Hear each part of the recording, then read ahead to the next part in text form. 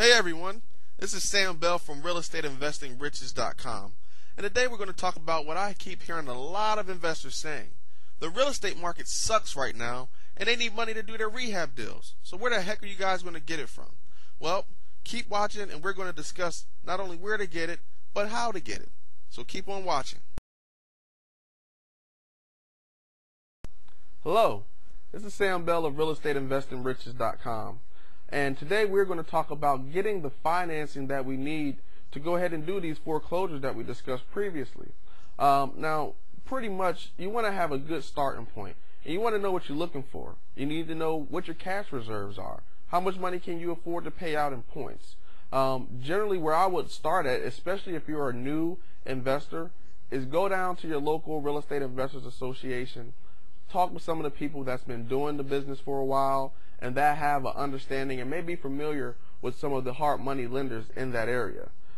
Basically, you want to do your due diligence, go and ask some questions, find out, how much upfront points you're going to have to pay, find out what the interest rates are, find out what the terms are as far as the length, if they do it for 6 months, 12 months. You also want to take into consideration what's the maximum loan to value that they're going to lend on the property. In addition to that, you also want to know, are they going to escrow your repair costs, or are you going to have to do draw requests?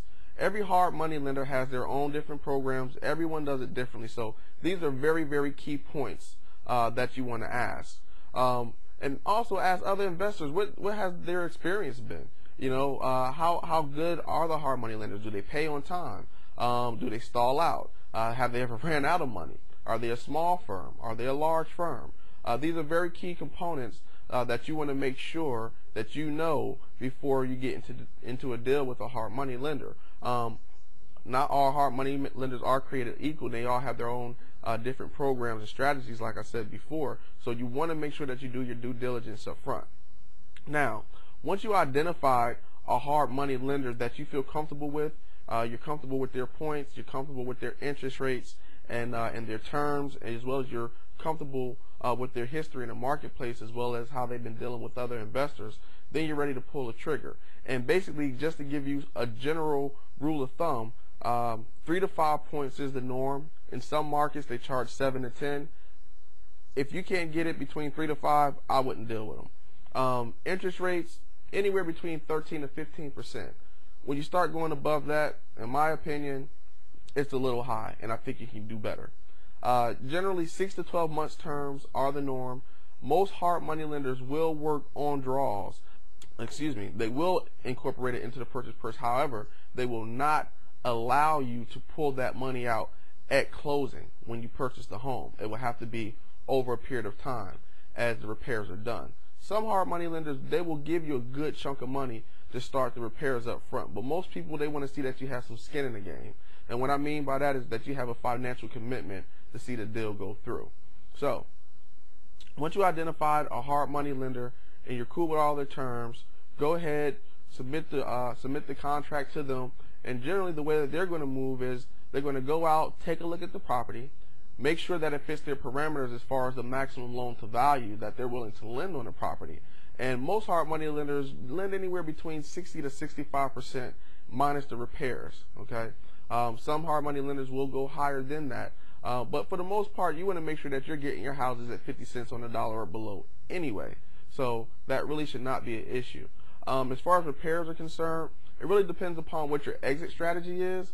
But for the most part, in the market that's going on right now, I'm either doing one or two things. I'm either buying a home and selling it back on lease option to a rent-to-buy tenant, or I'm just holding on to it for cash flow for rental purposes. So it depends on what your exit strategy is, and you want to make sure you're in a position once you get the hard money loan that you can get out of it. So you want to make sure you have your exit strategy lined up front.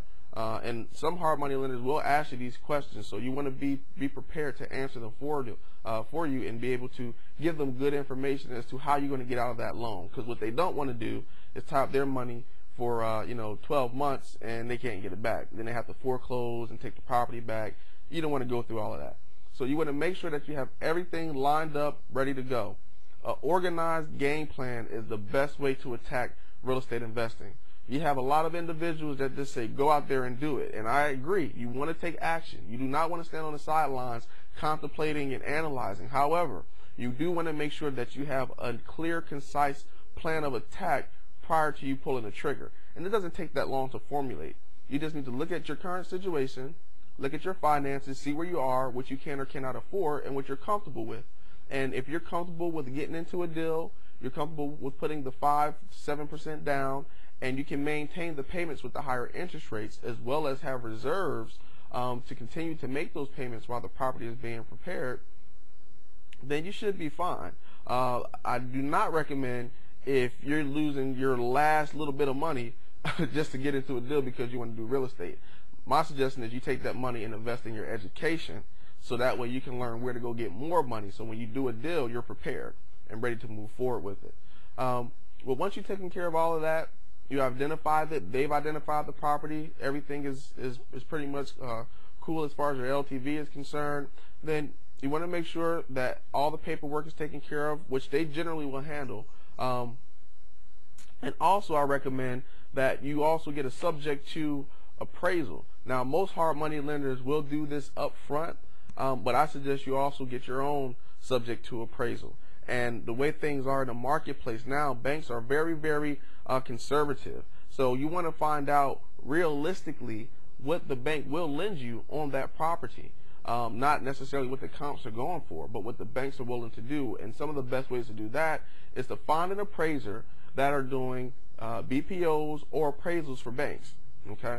Because they're going to give you a true bank value. And that's what you want, because even though the house may be worth $150,000, $160,000 and the comps are showing that, if the bank is not willing to lend it, well, that doesn't matter. So, you want to make sure what the bank is willing to loan on the property. So that way you have a clear, concise idea of what LTV you'll be able to refinance at, or even if you'll be able to get out of the deal. So these are all things you want to attack on the front end. Now I'm going to go ahead and show a little checklist of the things that I discussed with you here today, just in case you missed it all. And you can also go over to my website at realestateinvestingriches.com. I've also posted a checklist on there, so that way you can go through and see it. And if you have any questions, any comments or suggestions on the video, feel free. I'm here to help. That's what Real Estate Investing Riches is all about. It's about sharing information, empowering investors, and giving you right information, so that way you don't go out there and make a lot of the mistakes that I made and bump your head and it costs you a whole bunch of money, because those are the worst seminars you can go to. Trust me, I've been there, done that. You do not want to do it. So definitely get the proper education. Any questions, go to realestateinvestingriches.com, and I'll see you all later. Hey, thanks so much for watching, and we want your feedback and your opinion on our videos. Whether you think the videos suck or if you think they're the best thing since sliced bread, we want to know. Heck, we might even give you a reward just for your comments or suggestions. So go over to realestateinvestingriches.com, post a comment. You can leave a video comment or you can leave a regular text comment. It doesn't matter. But we want some feedback just to know how we're doing and how we can improve. So thanks once again. Head over to realestateinvestingriches.com right now, and I'll see you there.